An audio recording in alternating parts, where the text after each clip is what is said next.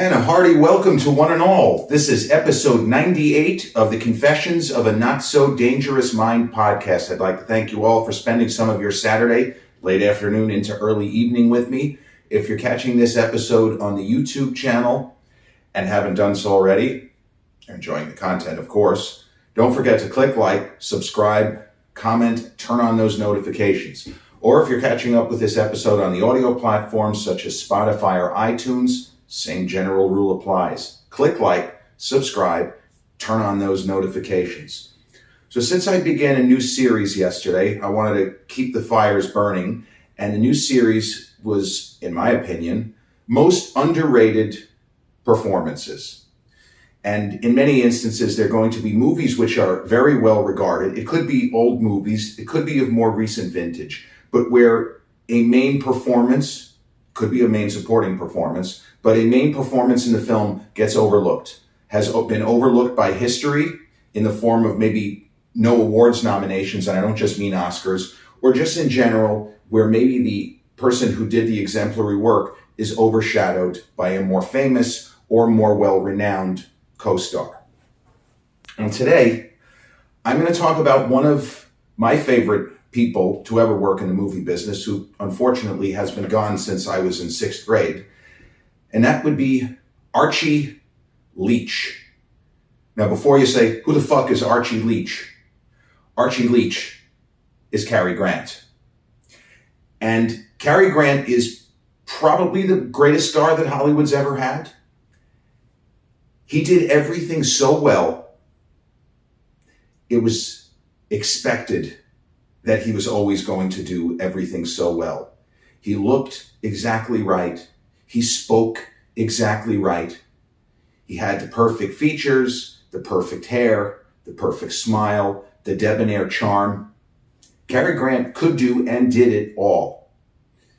Started in screwball comedies, moved on to dramas, back and forth between comedies and dramas in some of the greatest films ever made.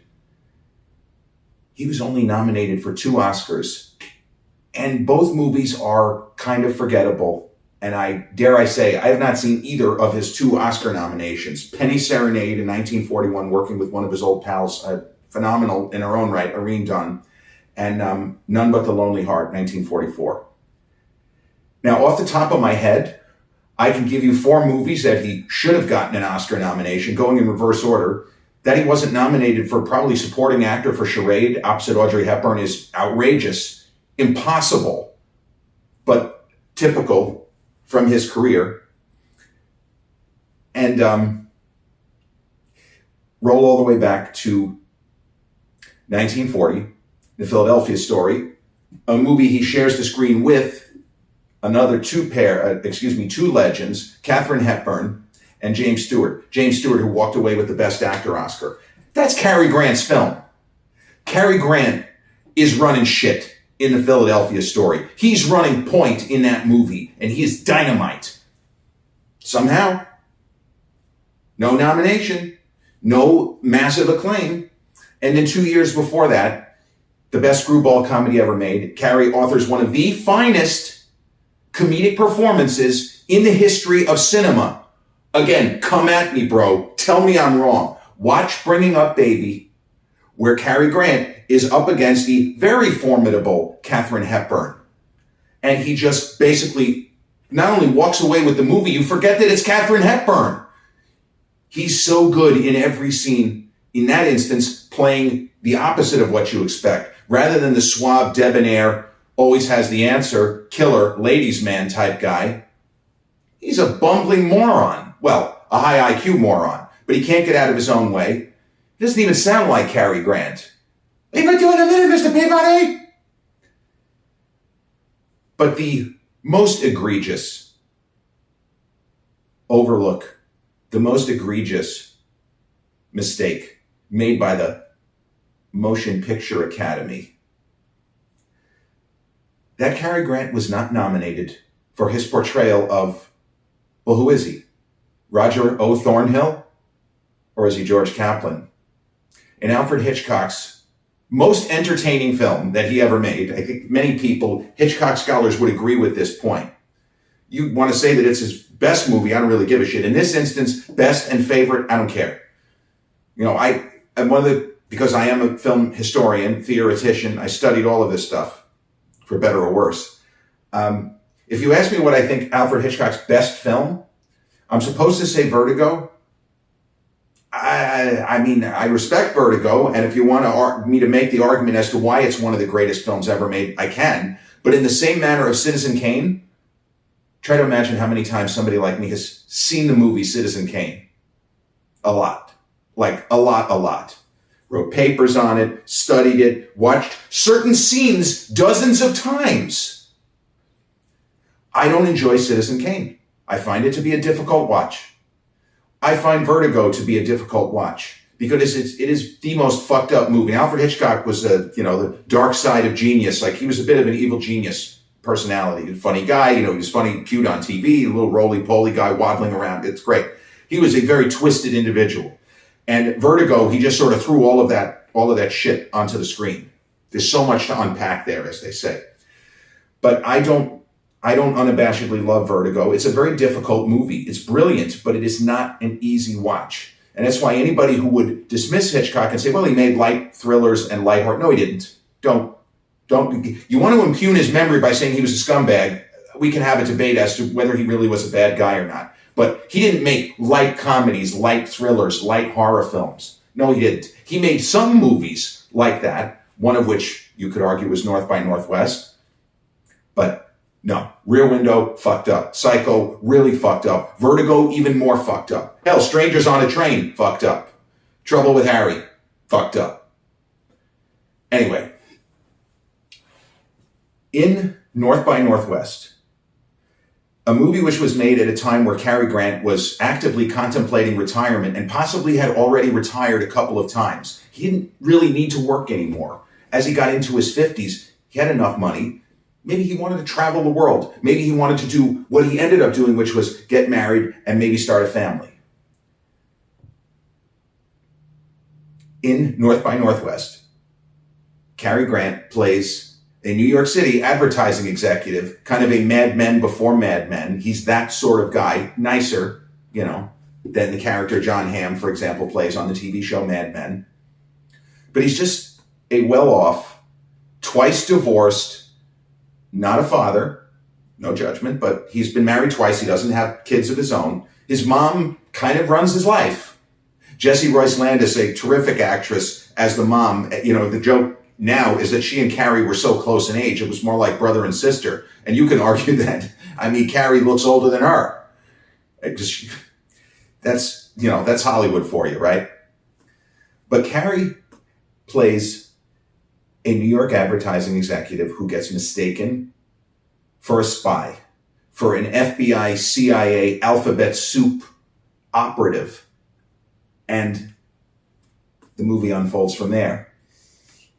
What he does in the role, if you just focus on his performance and the mechanics of what he does as an actor, the subtle shift in the way that he addresses other characters, in facial expression, the directness of his delivery as far as his line readings, this is not a movie star giving a movie star performance. And in many quarters, it is given to be that.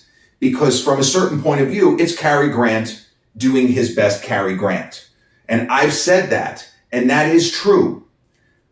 But it does not diminish what Cary Grant, doing Cary Grant in this particular role, is able to do. Because he encompasses everything that I've said. His skill at screwball comedy, the lady killer aspect, his ability to switch between comedy and drama, often in the same role. He does it the entire way in this movie. First, he's the guy who is mistaken for a spy. And no matter what he says, what proof he might produce, nobody believes him when he says, "The fuck is wrong with you people? My name's Roger Thornhill. I've got 2 ex-wives and several bartenders who are dependent upon me. I am not George Kaplan." Hell, I know George. I've been in George Kaplan's hotel room. The man's got short sleeves and dandruff. I can't fit into his fucking suits. I'm not Kaplan. Oh, Mr. Kaplan. James Mason, another extraordinary actor, as the kind of bad guy in North by Northwest. His line readings are extraordinary. Now you're the peevish lover stung by jealousy. The only role you'll be interested in is when I play dead. Your very next performance, you'll be quite convincing. But as the story unfolds, you have a guy who doesn't give a shit about much. He's a bit of presented as kind of a clown early in the film. He just is sort of lazily making his way through life, going for martini lunches, taking meetings with other big shots. He has a secretary he kind of pushes her around in, nice enough way, stealing cabs from people, making up bullshit stories. He's what we imagine a Manhattan advertising exec of that particular era would be. And then he's backpedaling and trying to understand, why won't anybody listen to me? I am not this guy. But there's a moment in this movie, in North by Northwest, where he realizes he can't trust anybody. Everybody is full of shit. And without coming out and saying, puffing out his chest and saying, I'm mad, I am angry, I'm going to get these motherfuckers. His body language begins to shift. The way that he addresses the other characters begins to shift. And he begins to act as if he is and has been the spy, this apparent globe-trotting super spy named George Kaplan all along. And that he kind of kept the fiction of, I'm actually Roger Thornhill. He kept it going as long as he could, and now all cards are on the table. Fuck all y'all. I am George Kaplan, and if you don't watch it, you're threatening me? It's like De Niro in the movie Heat. Let's say you do got me boxed, and I gotta put you down, because I will not hesitate. Not for a second. And the moments where Cary Grant, who has spent most of the movie on the run, getting pushed around, lied to, threatened by everybody. The title North by Northwest is a literal title. He is chased across the United States by not just bad guys, or as Tom Cruise would say, bad guys, even worse guys. He gets chased by the good guys. He doesn't even know who the good guys are. I guess he's a good guy if he's a super spy working for the government, but he doesn't even know that. But at a certain point, he stops playing defense and he goes on the attack. And it is a thing of beauty to watch this massively talented actor rise and stop backpedaling and stop taking shit from everybody and start dishing it out, start making threats. And there are scenes in the movie where you can tell that James Mason, who, we don't know what he thought of Cary Grant, but you could see James Mason matching Cary Grant's energy. There's a scene at what's supposed to be near Mount Rushmore. Mason's performance is immaculate in that scene, as is Cary's. Some of his scenes with Eva Marie Saint. What I would argue is the single best line reading of Cary Grant's entire career. It's when his character has decided to stop fucking around. So no matter what I do, nobody listens to me. I'm just going to go to the police. You think you're going to take a shot at me? I'm right here. He goes to a public place and does screwball comedy shit within this scene where he thinks, okay, they're going to try to bump me off. Fuck them. And he takes over an art auction, and it is one of the funniest scenes in the 1950s. It's arguably the funniest scene in all of Hitchcock, where he begins bidding on artwork, even though he's about to be bumped off by the bad guys and maybe taken into custody by the FBI or the CIA or the OSI or somebody, or maybe just the cops. And he walks in and dominates this scene. But before that, he has a moment with James Mason as the bad guy and Martin Landau, the late great Oscar-winning actor Martin Landau, as James Mason's henchman, essentially. Landau was so young and so slender, and as Leonard is the name of the character, it's so intense, super intense. Martin Landau, who 40 years later plays Professor Petrovsky, Matt Damon's savior, in the movie Rounders. But here he is as a young man. Dynamite.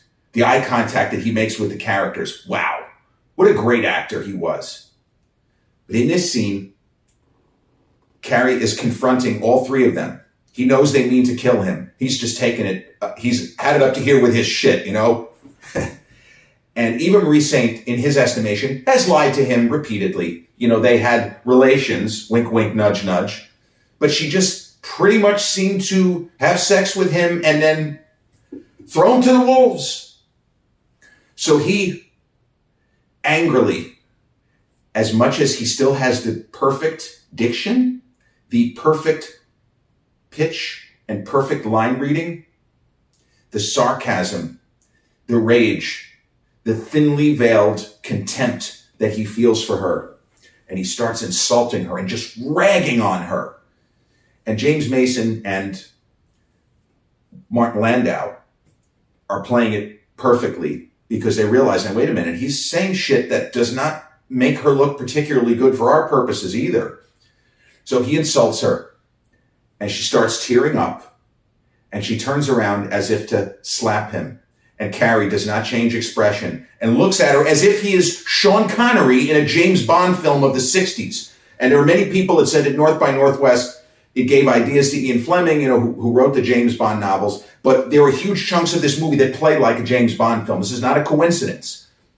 But as Eva Marie Saint starts to cry, and maybe she's pretend crying because she's certainly put on a hell of a performance for him, throwing her whole body into her work, if you get my drift. She goes to slap him. Cary just puts his hand up and without changing expression goes, "Who are you kidding? You have no feelings to hurt." And it is such a cold line reading from a normally warm and funny and gracious actor. And it is an absolutely cold as fuck line reading. He pulls it off, just as he had previously pulled off comedic scenes not that long before this, shifting the balance back and forth between the serious and the not so serious. And throughout the movie, we know where Cary Grant's loyalties are. We know that he has been manipulated, that he has been fucked with. The movie doesn't make it seem, well, is he really George Kaplan? No. The thing with Alfred Hitchcock, he wasn't called the master of suspense by accident. He was not called the master of surprise.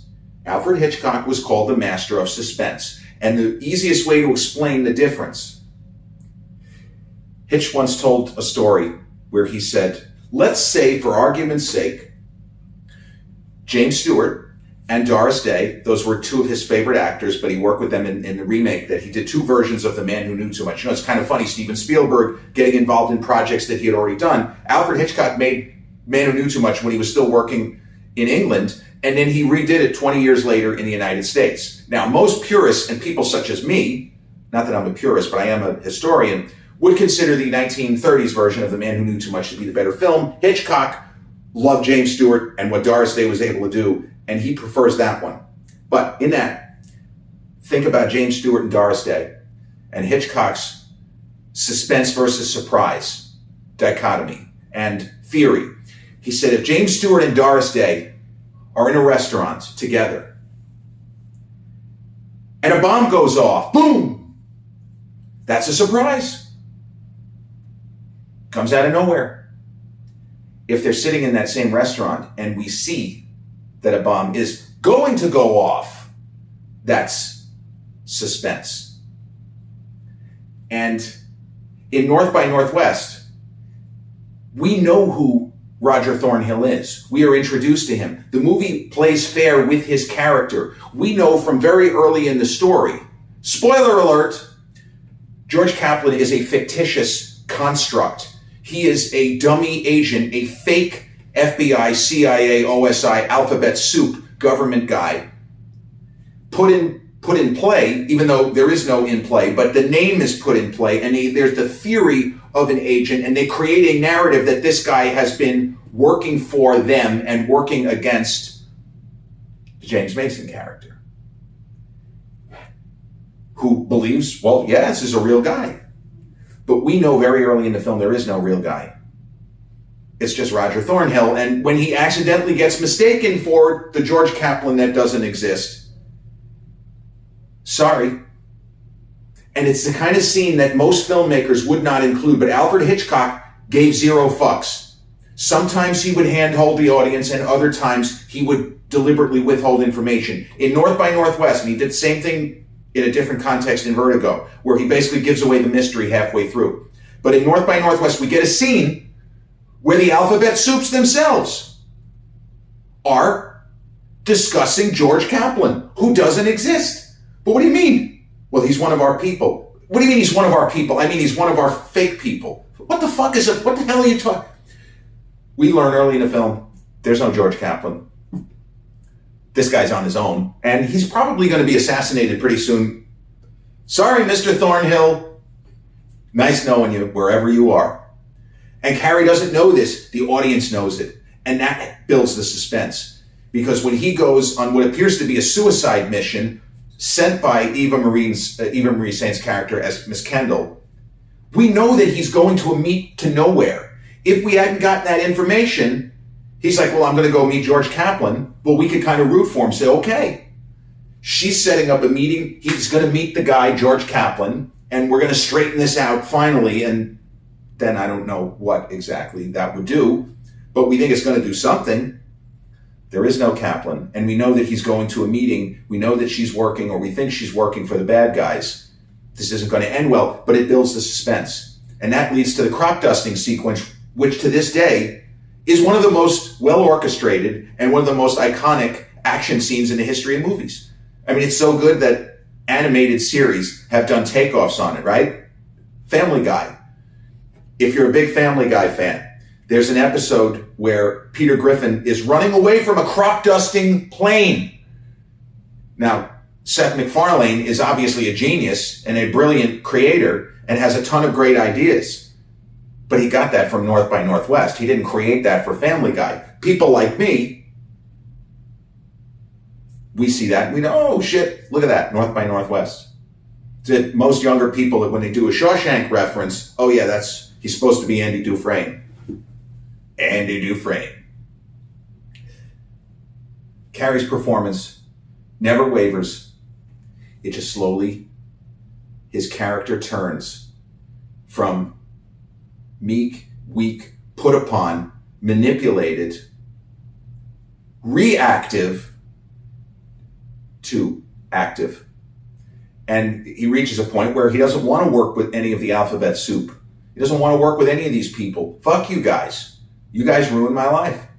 And they're asking, we need you to continue to pretend to be George Kaplan. And he basically says, fuck you. But when he realizes why George Kaplan was created, he can't just walk away. The hero's journey is that this laid-back ad man, this guy who really hasn't taken life as seriously as he should have, and I think Cary was playing younger. I believe that Thornhill is probably supposed to be in his early to mid-40s, and Cary was already in his, 52 or 53 at the time, maybe 54. But he hasn't taken anything that seriously. He's just a sort of quick, dashing businessman, a guy who is not above overindulging in alcohol or whatever it might be. But he is a hero. And his hero's journey is when he can just walk away. They're not going to arrest him. They know he didn't commit these murders. They're not going to pin him with anything. But when he realizes that this woman who he thought was treacherous was in fact not treacherous, he can't just walk away. He has to try to help her at great risk, knowing that he might not come back. They might both end up dead.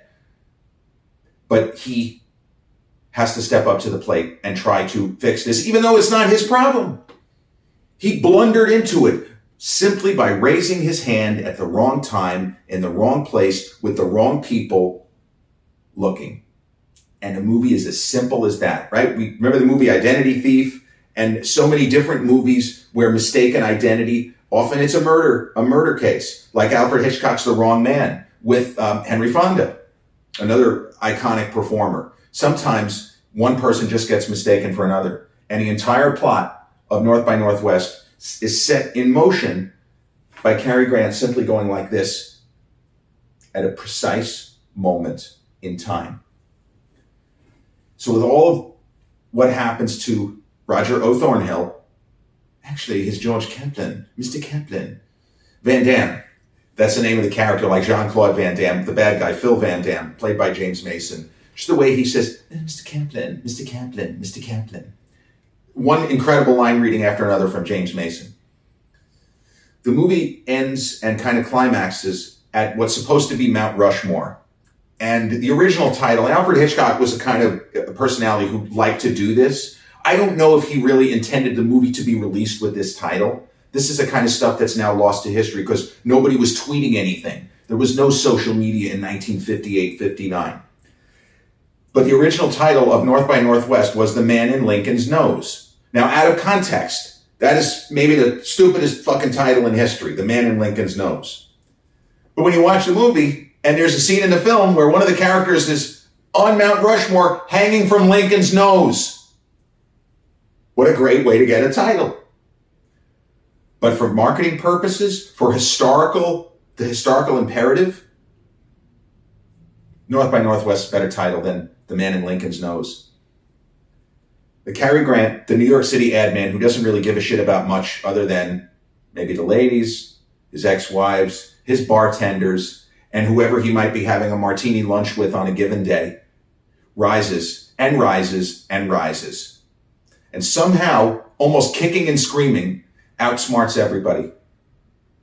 And pulls off a series of James Bond level, like James Bond level daring do to slay the dragon, save the day, get the girl. Everything that James Bond ever did. Cary Grant. And, you can't relitigate the 1959 Academy Awards or 1960 Academy Awards. All we have is the history of this extraordinary performer, the greatest star Hollywood's ever had, and what I consider to be his greatest film performance in what amounts to a dual role, even though we know he's one guy. This isn't, Jim Carrey playing Andy Kaufman and also Tony Clifton. This is Cary Grant playing Roger O. Thornhill, but for huge chunks of the film, because everybody is convinced that he's George Kaplan, he has to pretend to be another character. So it's a dual role. And yesterday, my first foray into the most underrated performances, in my opinion, Kevin Kline played a dual role, which was literal. President of the United States, Bill Mitchell, CPA regular schnook, Dave Kovic. Cary's performance is just as good as Kline's brilliant acting in Dave. And he didn't get nominated for Oscar. That was an unbelievably stacked year. But there is no excuse for Cary Grant to not get nominated for North by Northwest. It's just that he's so good, but he was expected to be that in every movie. Even in lesser films, in Hitchcock's To Catch a Thief, which is entertaining. It's a fun movie. Hey, to see Cary Grant tangle with Grace Kelly, worth the price of admission. And a mystery, you're not really sure who's the thief and all that. It is a lesser film in the Hitchcock canon, far lesser. But even in a movie like that, Cary is dynamite. He's dynamite. And that's a lighter, even though there are the mystery thriller elements, it's a lighter film than North by Northwest. It was several years earlier. Cary he may not have actually even been 50. If he was just 50. But North by Northwest is my favorite Hitchcock film to watch. If you ask me, you have to watch a Hitchcock film right now, North by Northwest. Close second, Rear Window. Third would be Psycho. Fourth would probably be The Birds. And fifth, I'll say Vertigo just because of its historical importance. Most underrated performance. Number 2. And this is not in any order. I'm not saying that Kevin Kline was the greatest underrated performance. I'm just giving him a number because the first one I did was Kevin Kline and the second one I did is Cary Grant. Cary Grant in Alfred Hitchcock's 1959 classic, which is readily available on streaming on a number of platforms. It's free on a few. You just, Google it, whatever. Cary Grant as Roger O. Thornhill, New York City advertising executive, mistaken for super spy, globe-trotting, no, it's not a 00, George Kaplan. Not a very exciting name for spy, but he's mistaken for George Kaplan and madcap, crazy, thriller, suspense, action antics ensue. Cary Grant, the greatest movie star Hollywood's ever had. My number 2 most underrated performance. And with that, we've reached the conclusion of episode 98. Wow. Of the Confessions of a Not So Dangerous Mind podcast. I'd like to thank you all for spending some of your Saturday evening here with me. If you've caught episode 98 on the YouTube channel, haven't done so already, click like, subscribe, turn on those notifications. Or if you're catching up with episode 98, maybe you're in the car, on the audio platforms such as Spotify, iTunes, iHeartRadio, or Amazon Music, click like, subscribe, and turn on those notifications. I'll be back with episode 99 real soon. Peace.